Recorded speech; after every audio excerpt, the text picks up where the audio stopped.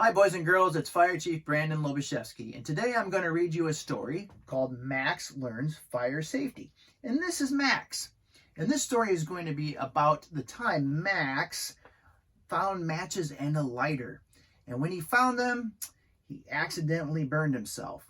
So let's listen to the story.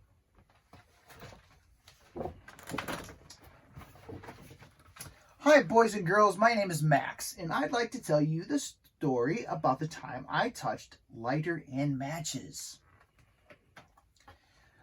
I live in a big doghouse with my family. One day I was looking for my yo-yo in the kitchen drawer, and I found some matches and a lighter. See them right there? I remember that my mother had used the matches to light candles on a birthday cake.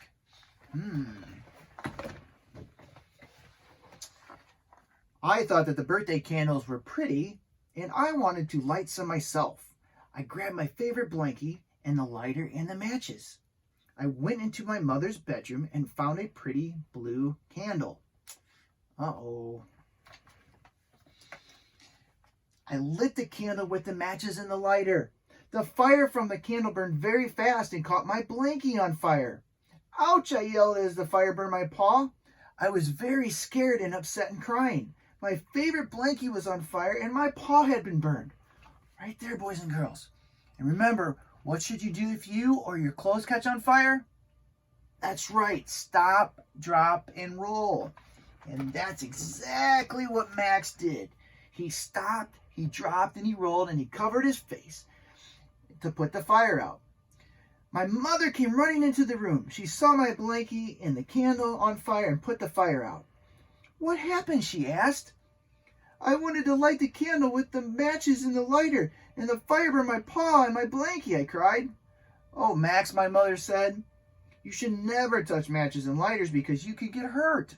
We better get you to the hospital right away. My mother took me to the hospital where I got a big bandage for my paw from a very nice nurse and doctor.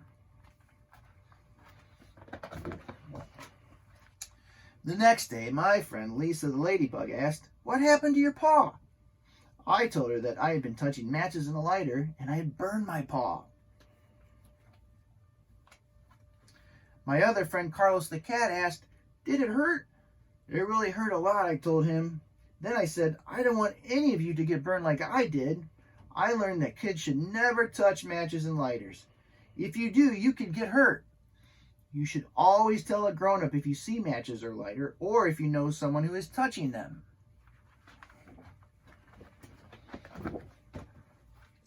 Thanks for listening to my story. I want you to remember that you should never touch matches or lighters. Grown-ups are the only ones who should use matches or lighters.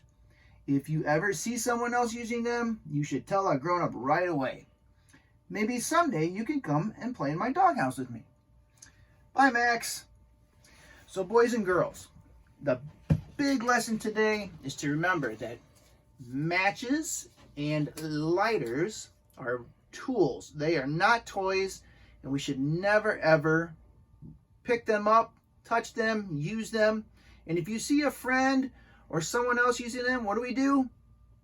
That's right, we tell a grown-up right away. So only grown-ups should have matches and lighters. So I'm going to put those away in my pocket and keep them safe. The other thing I want to show you, boys and girls, because we're going to have another video on smoke detectors. That's right, smoke detectors are very important. And where do we find smoke detectors? That's right, we find them in our house. But where at in our house? Are they under the bed? No. Are they in a drawer?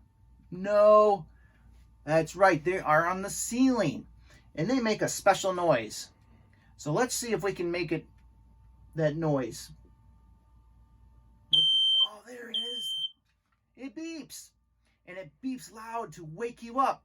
So I want you also to remember that smoke detectors are very important and we need to take care of them.